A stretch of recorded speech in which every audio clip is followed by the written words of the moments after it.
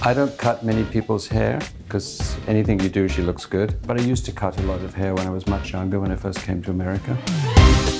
The thing about having a haircut, the thing about hairdressers is it's essentially needs to be reinvented.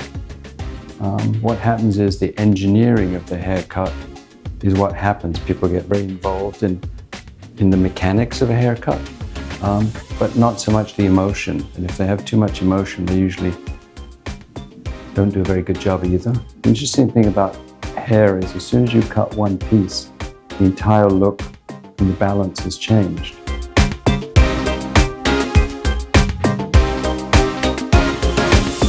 When I was training, they said it would be 3 months before, or 6 months before I was allowed to shampoo someone's hair. Did you follow that?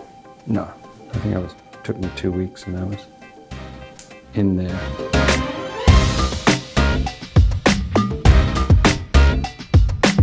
At Bumble, we had such a good training program and that it was recognized that you could come there for sometimes 2 years and really learn how to cut hair or really learn how to color hair or style hair. We invested a lot of money in the training. But if you were aware and young or not young and aware, or you felt like you really wanted to work in the best place, perhaps in the country, that was a reputation we had. And I think it was well deserved. Well, I started officially when I was 15 in London.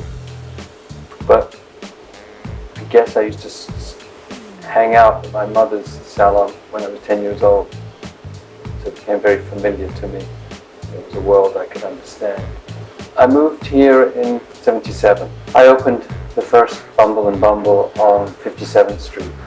I didn't know anybody. I visited America once. By the time I figured out it was risky, kind of scary, it was too late. It was already happening. I just kept doing what I was doing and eventually became successful. It had a very downtown energy, but it was uptown. I just started going to magazines myself and making appointments and being my own publicist, basically.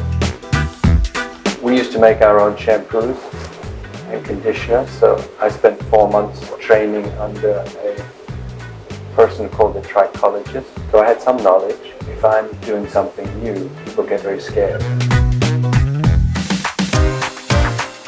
I don't need to make more new wash. I need to make something that encourages people to think differently about what they're buying and stop using detergent in all the places they shouldn't be using it.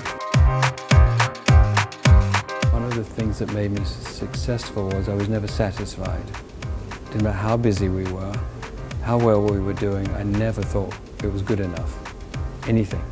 The bathrooms weren't clean enough.